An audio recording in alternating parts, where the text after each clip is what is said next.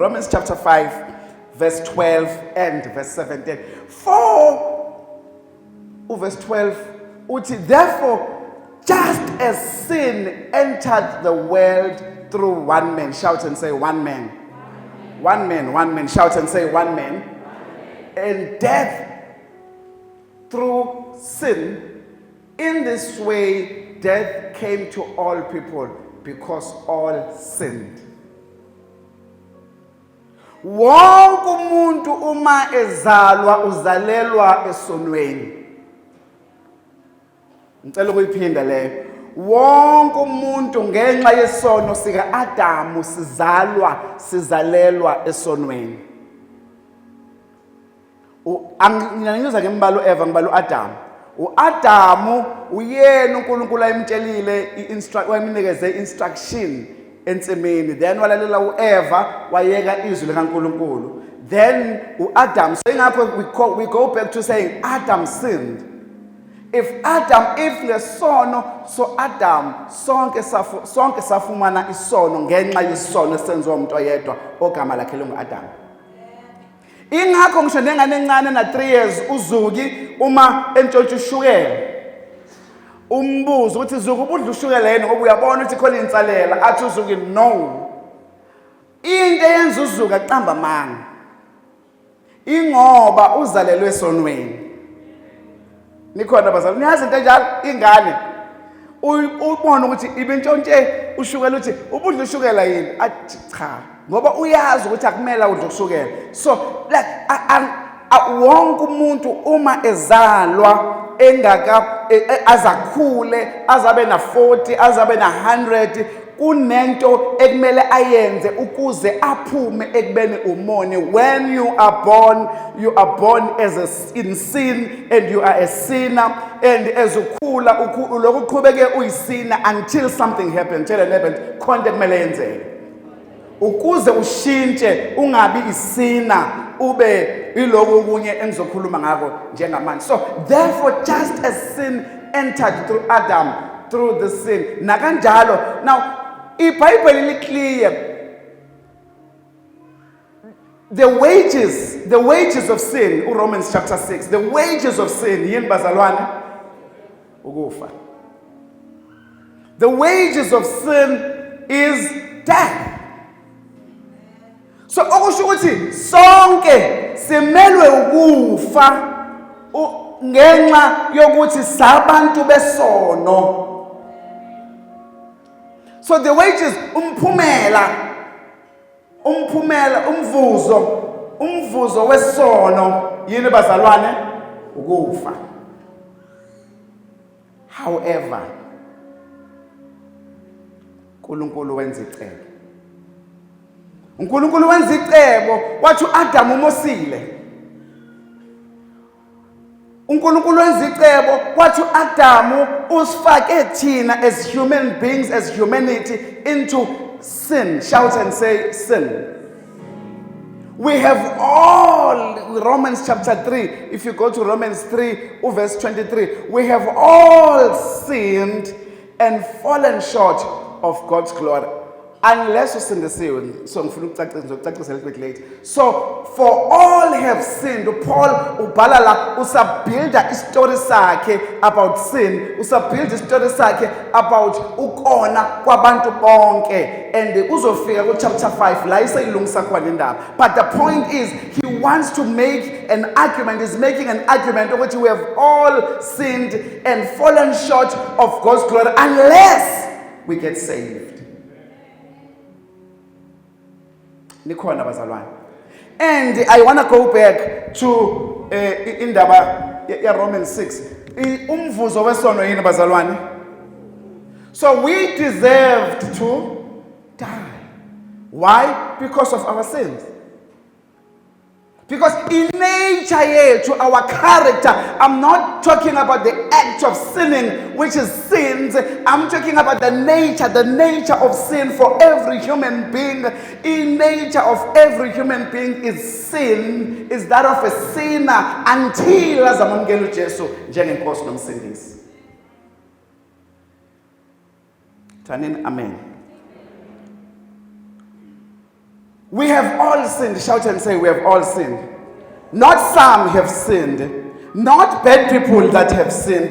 Not igebengu, not the rapist, not abantshontshwayo, not abantu aba-abusayo, not abahleki. Wonke umuntu needs a savior. We need a savior. We need someone to save us from ulaka likaNkulunkulu. We need someone to save us from death. We need someone to save us from sin. And we need someone.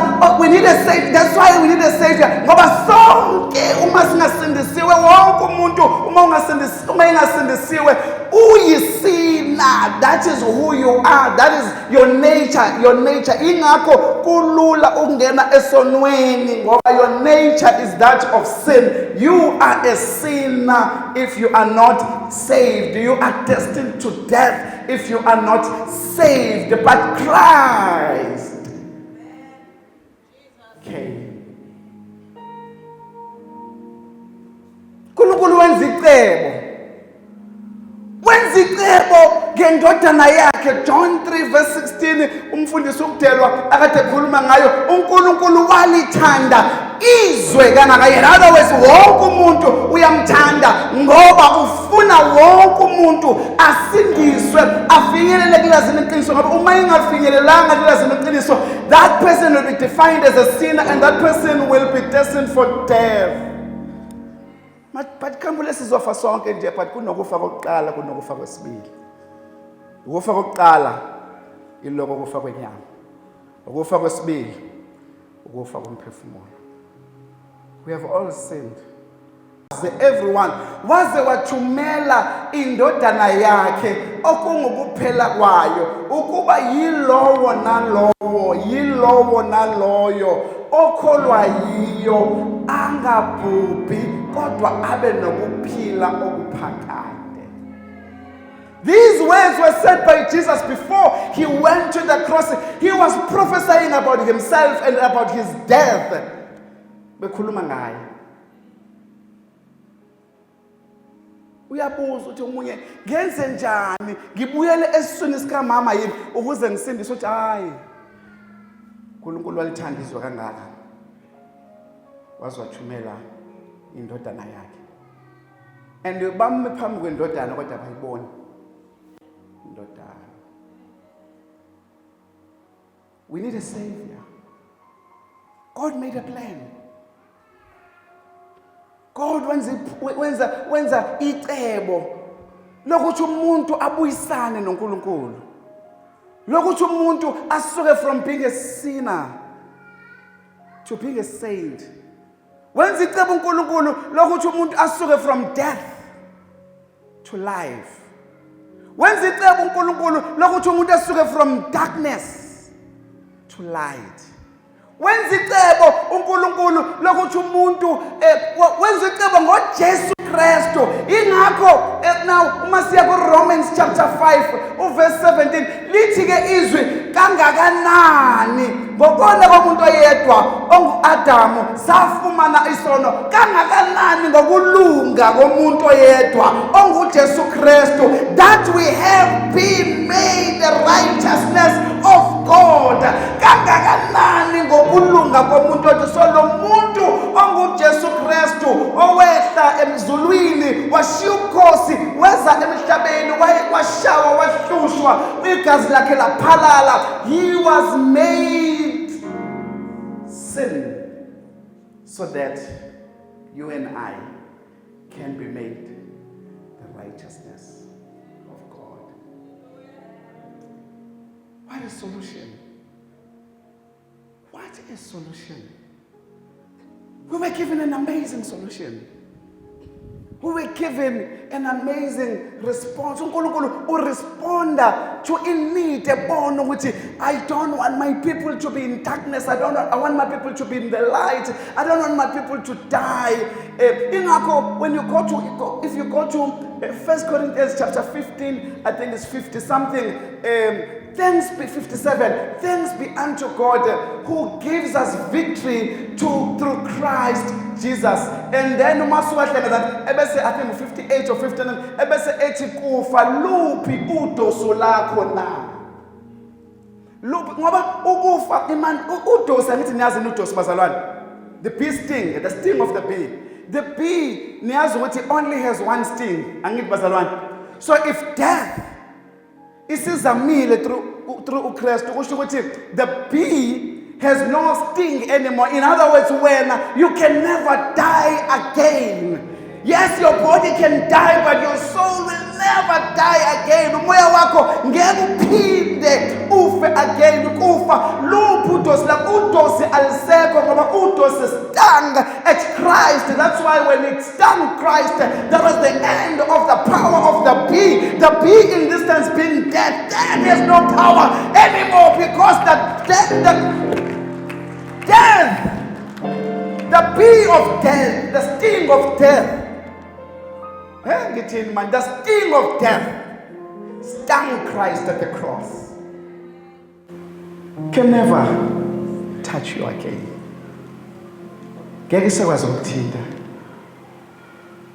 How much more labo abafumana umusa ngoKristu Jesu. You are the righteousness of God. There is nothing that you've done. Ayikho into yenzile. Umusa kaNkulunkulu uwehlelile.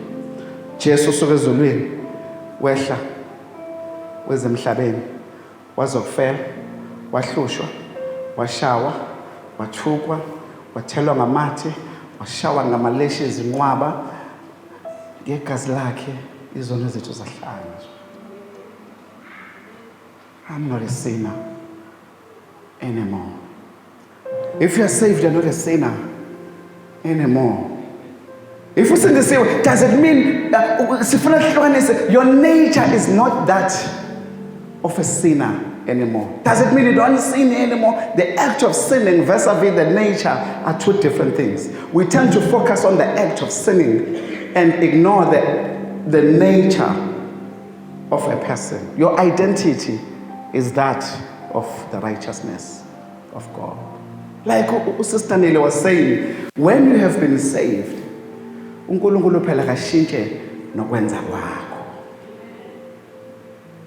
But ukwenza kwakho akuzokufaka ezulwini. Ukwenza kwakho akuzokukhipha ezulwini. Ukwenza kwakho akuzokwenza ukuthi uNkulunkulu athi ngeke ngisakufaka ezulwini, because ukwenza kwaKristu okuzokufaka ezulwini. Isenzo senzo uKristu at the cross isokufaka ezulwini.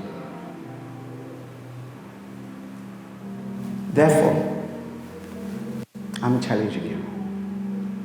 I'm challenging you to let the world know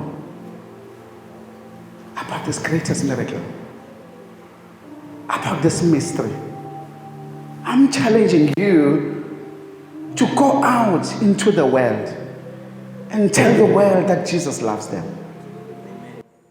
And tell everyone, everyone ohlangana naye, noma ngabe kuthiwa uyamazi, noma ngabe kuthiwa isangoma, noma ngabe kuthiwa inyanga, noma ngabe kuthiwa umthakathi wendawo, noma ngabe kuthiwa irapist yendawo, noma kuthiwa umbulale, and you just tell them that Jesus loves you. That Jesus died for your sins. Sometimes when I minister to people, security mhlambe liyangibhalisa, and I just say God loves you. And there's someone okuthandayo. Not long ago, I think 2 weeks ago, the one guy who is security ubhizi uyangibhala abasabhala manje uyaskena, and I say kuthi ngicela ukutshela into eyodwa. Athi yini mfowethu? Ngifuna ukutshela ukuthi uJesu uyakuthanda. Athi he? Ngithi mina uJesu uyakuthanda. Ngiyambona ukuthi unesihluju. Khona baziyo ukuthi manje unesihluju uqonda ukuthini. Ngimbona lethu ukuthi unesihluju. Athi usho kanje, ngithi mina ngenhlanhla ngijahile. There was someone else or a poison I jointly. Athi ngicela ume lapha eceleni.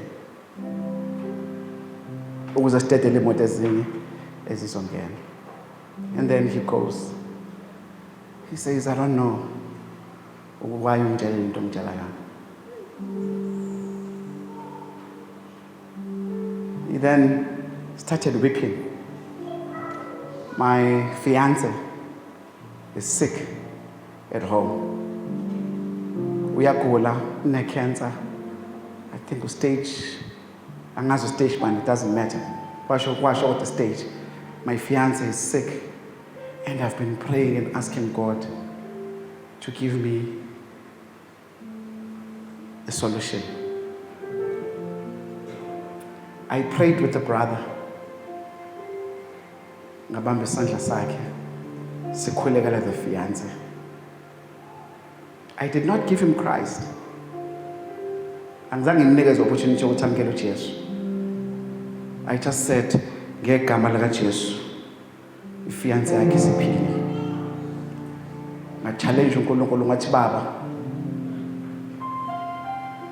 izwi lakho lithembisele ukuthi uyaphilisa wena. Baba, ungangifaka ehlazweni. Sengikhulekile as your servant. Bese ifiance yakhe ingaphili. Njengoba kwenzeka kuCenturion. Yathi khuluma izwi. I'm a man under authority. Khuluma izwi, I know my son will be well. We declare that the son is well. That we declare that the fiance is well. I have not been able to see that person again. I don't know whether No. I know for a fact that Waba well. God, I have not received a testimony. I'm sharing. I know for a fact that watch a figure and I know for a fact that God will send someone if we get again to receive Christ. You don't need much. You just say God loves you. Those are such powerful words. Those are such powerful words. Getting ilanga, ihlangane nesangoma, and sitting at a restaurant. Ngingene KFC at town now. Abangani bami bangilindile. Kodwa uNkulunkulu ngise KFC. Nikhona bazalwane. Now, abangani bami bangilindile siyodla e-restaurant ku-Florida. Kuzoba mnandi, bafundisi, we have our meeting, and and just for clarity, angizama ukusave imali ngoba akukhokhi mina namhlanje kuyayikhokha yedwa wethu. Akulona nosuku lami lokukhokha, so nginga-order noma luphi uhlobo lokudla. Khona nje into engisho. So I went to uNkulunkulu angifake KFC, ngingene KFC. Mangifike KFC, ngihleli phansi, order street rice 2. Ngiyasibuza kodwa ngizokwenzani la ngoba mina ufuna ngabe ngiyodla nabangani bami. Mangithi kufika omunye ngithi hlala noma akulona itafula lakho wonke umuntu uhleli nje, so kufika uzohlala eduze kwami. Mangithi gqi ugqoke mhlambe so 6 iphandla busy share testimony yami. Kwaku 1999 November. Nami ngangenza phase yokuqala yokuba isangoma ngenza amagobo. Kodwa ngase ngitsheliwe ukuthi kumele ngibe isangoma, so nje kwakuseyiphase yokuqala. Ngase ngiready for iphase yesibili. Umuntu owayengenzisa leyo nto bayisempophomeni kusho mina. Sengithi kodwa ngelinye ilanga uJesu wangenzela umusa. Impilo yami ayiphindanga yafana. Ngifuna angishuma khona uzwa iverse engiliquote. Ngifuna ukubuza ukuthi uyafisa yini ukuthi ngikunikeze lo Jesu owangikhulula. Mina ngangihlaba njalo every month, every 5 weeks, 6 weeks, kuthiwa umkhulu, umalume, ugogo, ubani, so kufuneka ulungise lokho. Khona uzwa into engisho manje. Angikhuluma ngazo. Angikhothanga scripture. Kodwa ngalelo langa wazinqamulela yena isiphandla. Kwathi ngicela ungakwamukela uJesu. Being a polite ngamnikeza uJesu. Being a polite person ngathi mina iphandla uyosikhumula ekhaya. Wathi ngicela ukusikhumula la.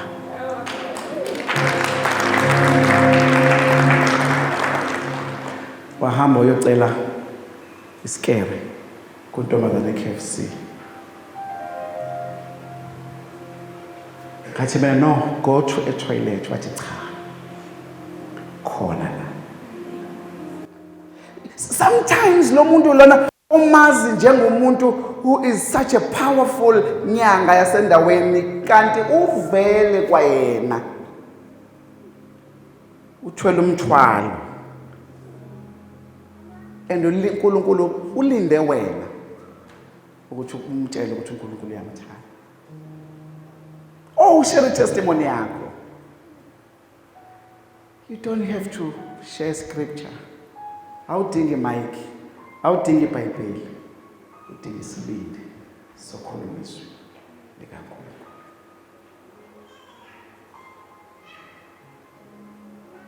Why are we doing that? We're doing that because we don't want anyone to perish. We don't want anyone to remain a sinner.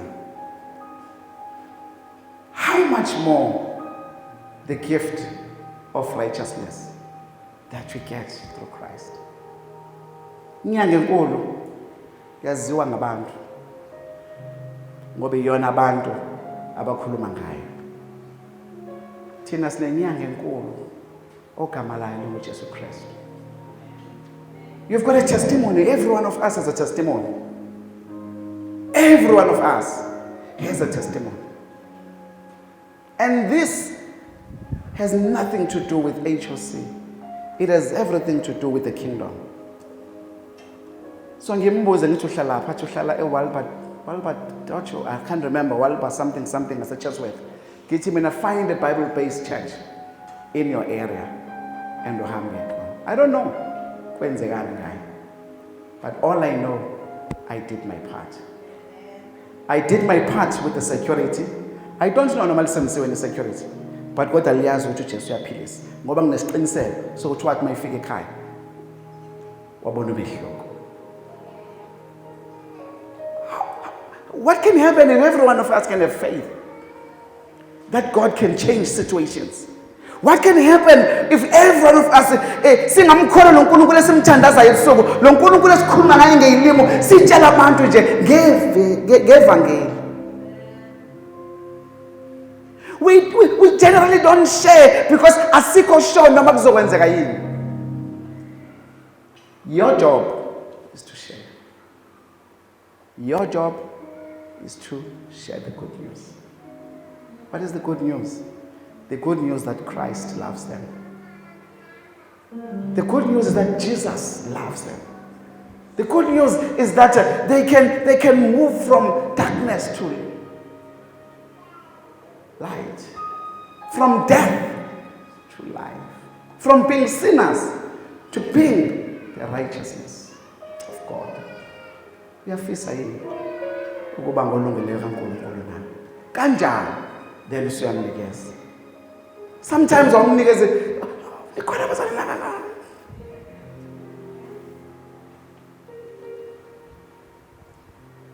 We have become too cute. We have become too the prayer yalaba bantu ayithi Nkosi hlisa umlilo labantu bamelene nathi ukuthi sishumayele ivangeli ubashaye ngomlilo Nkosi. Their prayer is not saying Nkosi khona uthe bengizothi mina thatha bona Nkosi ubafake ejele so that isokwazi ukukhuluma izwi. The prayer is not saying Nkosi shintsha inhliziyo zabo. The prayer says noma inhliziyo zabo zenjalo, give us boldness and the courage to speak your word with boldness. I'm challenging you this morning. So we're teaching this morning and straight after lunch, after the service, we're teaching people how to witness, how to do one-on-ones, how to do. Mambela will be speaking about the sphere of influence. The sphere of influence. Obana bantu abakulalela empilweni yakho. It will be your neighbors. It will be your friends. It will be the people osebenza nabo. It will be and so once you have that, we call it a sphere of influence mapping, then she will then teach you on how do you then create what is called a common ground. Umamchama ekuseni efika sondelela gogo. Ekuseni ngithe kuyena efika nje ngathi yaza inhle ingubo yakho. Ngifuna khona bazobona ukuthi inhle kangakanani ingubo yakho. Sondela. Ngithi mina yaza inhle ingubo yakho. Ngisola sengathi usuzothwala ikhehla. Uthi no, likhona vele ikhehla uJesu. Now, if she wasn't saved, if she wasn't saved, do you think by ukuncoma ingubo yakhe bekungeke kuze kunginikeze opportunity ukuthi ngikwazi ukukhuluma naye immediately? Hairstyle, isithakazelo, mancinza. Am I talking to the right church? Makumbele usompisi, makuntuli ziyafana ngithi, makusibisi umahlasi, makusibeyi usotolo,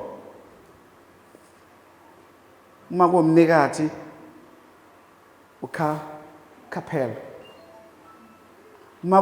makudlamini ubani usebalukhulu,